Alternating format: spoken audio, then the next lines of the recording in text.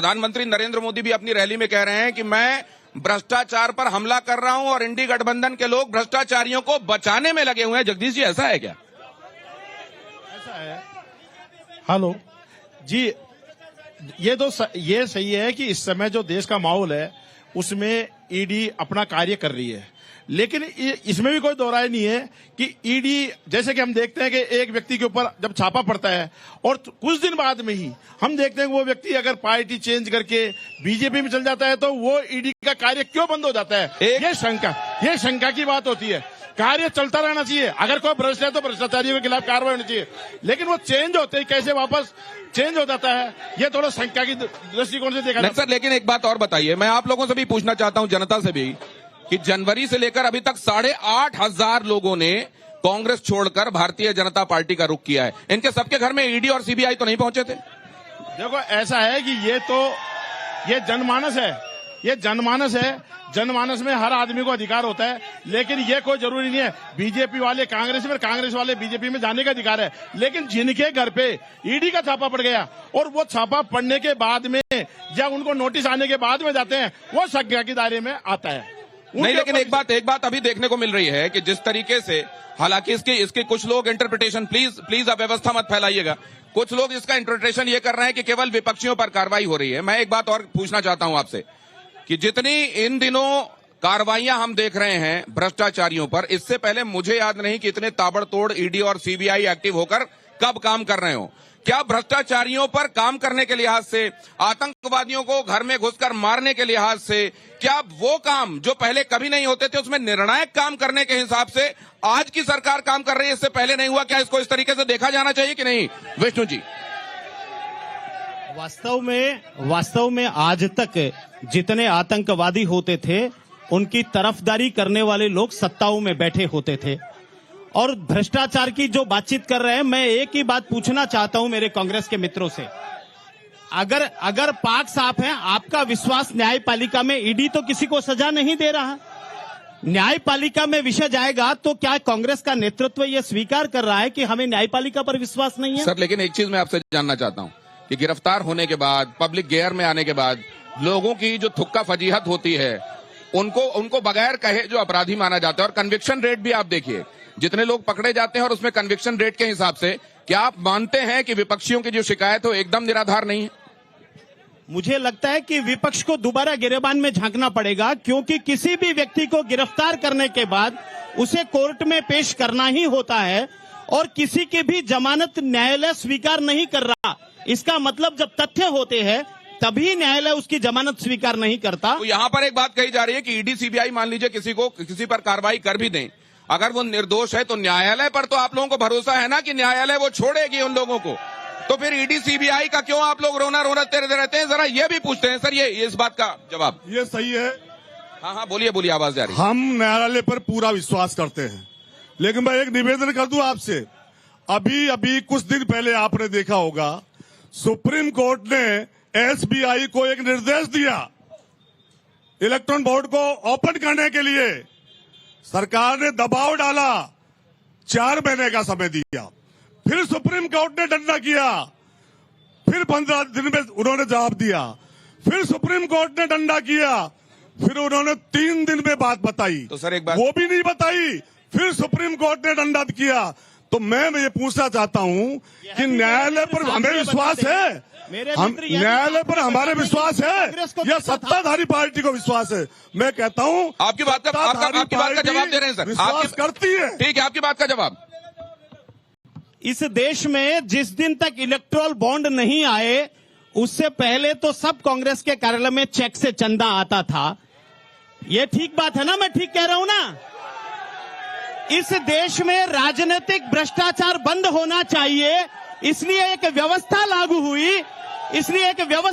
हुई और भारतीय जनता पार्टी केंद्र में सरकार में है, अब 17 राज्यों में हमारी सरकार है। कांग्रेस का नेतृत्व जवाब दे जरा, उसे कहां से चंदा मिला है? मैं एक बात और जानना चाहता हूं, इलेक्टोरल बॉन्ड वाली बात में कौन सी ऐसी पार्टी है जिसने ये कहा हो कि इलेक्टोरल बॉन्ड से आ रहा है, मेरे को नहीं चाहिए? ये भी मैं आप लोगों से जानूंगा। जरा एक राउंड में जरा जनता के बीच में जाना चाहता हूं। इसमें हालांकि आप जानते हैं पॉलिटिकल कार्यकर्ता भी मौजूद हैं, लेकिन सबकी राय लेना बहुत जरूरी है। जरा आप लोगों की बात नहीं, पहले आप अपनी बात। अरे इलेक्टोरल बॉन्ड में क्या कांग्रेस को चंदा नहीं मिला? सभी मिला है, लेकिन कांग्रेस को चंदा कम मिला है, बीजेपी को सबसे ज्यादा। बीजेपी गाय माता खाने वाली बीफ का कमीशन बीजेपी ने लिया है। कोरोना वैक्सीन देने लागू नहीं था, लेकिन चंदा खाने वाले गाय को माता खाने वालों ने कमीशन लिया। अनुशासन एक दिन का वैक्सीन, कोरोना वैक्सीन लागू थी क्या इंडिया में? कोरोना वैक्सीन लागू थी क्या इंडिया में? बीजेपी ने चंदा लिया, लागू कर दिया। अटल बिहारी के अस्थियों का व्यापार किया इन्होंने, ये बीजेपी के काम है। बीजेपी ने लोन पास किया 500 करोड़ का और चंदा ले लिया 410 करोड़। जो भी दिया उसका पूरा हिसाब दिया है, इसलिए कोई चिंता की बात नहीं। नहीं दिया हिसाब नहीं दिया इन्होंने, हिसाब कुछ नहीं दिया। ये डर रहे हिसाब देते हुए। मोदी जी की जो गारंटी की बात करते हैं, यशोदा बहन को जो गारंटी दी थी वही फेल हो गई। देश की मोदी ने जो भी किया सब एक नंबर काम किया है।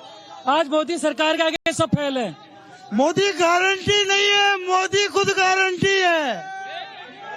भारतीय जनता पार्टी ने जो भी काम किया, इलेक्ट्रिक बोर्ड किया, वो पारदर्शिता के लिए है। कांग्रेस भ्रष्टाचार का पैसा चाहती थी, तो इलेक्ट्रिक बोर्ड देके हमने पारदर्शिता का काम किया है और शुद्ध पूरे भारत में लोकतंत्र बहाल रहे, इसके लिए।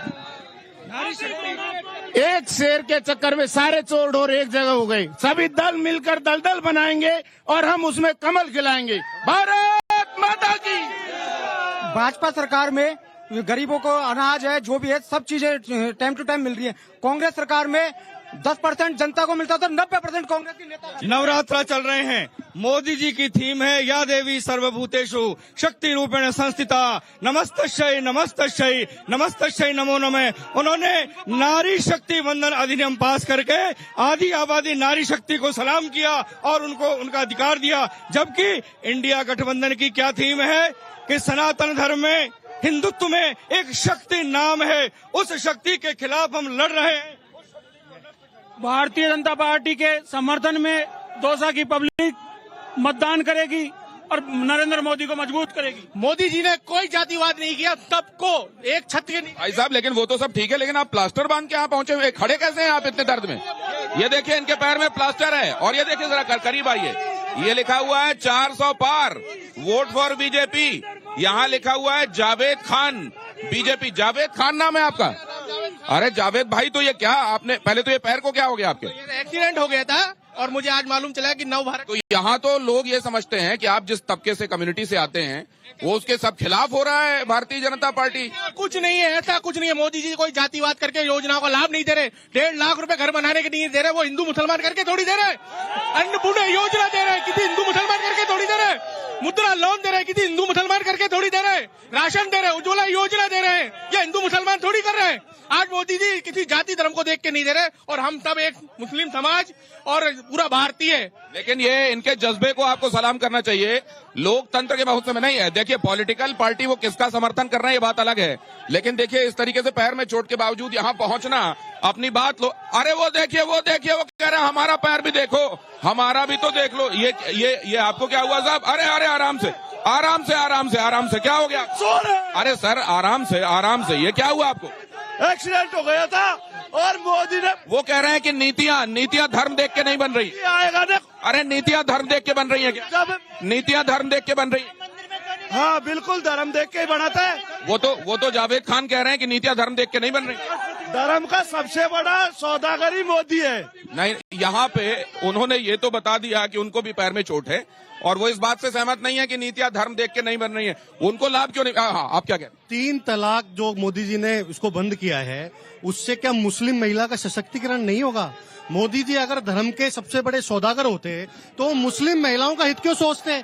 एक बात। दूसरी बात, जो भी उनकी योजनाएं बन रही है वो हिंदू मुसलमान देखकर थोड़ा ना बन रही हैं। ये तो मुसलमान समाज को इनने, आज आप किसी भी कमीशन की रिपोर्ट देख लें, अगर सबसे ज्यादा गरीबी है किसी भी समाज में तो मुस्लिम समाज में है, और सबसे ज्यादा। ठीक। मैं तो शुरू से कांग्रेस ही रहा हूं सर, और तो आपने पाला बदल दिया। मैंने देखा है कि हमारे यहाँ देश के अंदर कांग्रेस ने पहले हिंदू और मुस्लिम के नजर बांटा। अब इनके ऊपर तो कोई ईडी सीबीआई नहीं हुआ, ये तो कांग्रेस के समर्थक रहे हैं और कह रहे हैं कि मैं उनके साथ नहीं हूँ। अब जरा इसका जवाब भी लूंगा। हाँ बोलिए। पूरा परिवार खानदानी हम कांग्रेस ही रहे हैं, और सबसे पहले गांव के अंदर कांग्रेस का झंडा हम ही लेके बैठते थे। पूरा गांव कांग्रेस के खिलाफ रहता था, हमारा परिवार अकेला कांग्रेस में खड़ा रहता था। लेकिन जब हमने देखा कि कांग्रेस ने केवल मात्र पूरे भारत को देश और धर्म में बांटा, पहले हिंदू मुस्लिम का झगड़ा करवाते थे और हिंदू मुस्लिम का झगड़ा करवाने के बाद आज कांग्रेस हिंदुओं को लड़वा रही है। केवल मात्र आरक्षण वो कभी दे नहीं सकते। तो ये कह रहे हैं कि कांग्रेस ने केवल विभाजनकारी राजनीति की है। जी अभी मंच से बोला गया कि ईडी का छापा पड़ने के बाद लोग वहाँ जाकर उनके पाप धुल जाते हैं। मैं कहता हूँ कि सुबह का बुला शाम को जब घर आता है तो उसको बुला नहीं कहते, और भगवान की शरण में जाने के बाद में सारे पाप धुल जाते हैं। उसमें बीजेपी में आने के बाद में जो भी कांग्रेस छोड़ के नहीं, तो आप ये कह रहे हैं कि अगर कोई भ्रष्टाचारी भी है और वो बीजेपी में आ गया है तो फिर कानूनी कार्रवाई नहीं होगी क्योंकि वो भगवान की शरण में आ गया है। तो भगवान की शरण में आने के बाद सब पाप धुल जाते हैं सर। तो ये तो कह रहे हैं कि अगर उसने कुछ भी किया हो लेकिन बीजेपी ज्वाइन कर लिया है तो उसके पाप धुल गए। मोदी का जादू नहीं चलेगा, बीजेपी दोदा में मोदी का जादू नहीं चलेगा। ये बोल रहे हैं जातिवाद नहीं है, तो राम मंदिर में अपने राष्ट्रपति थी, उनको क्यों नहीं बुलाया? जातिवाद नहीं है तो क्या? भाई बीजेपी की वजह से बेरोजगारी आ गई। हिंदुस्तान के जो प्रमुख मठ है, उनके जो धर्माचार्य है, उन्होंने स्पष्ट कहा है कि धर्म में काम किनका, संतों का।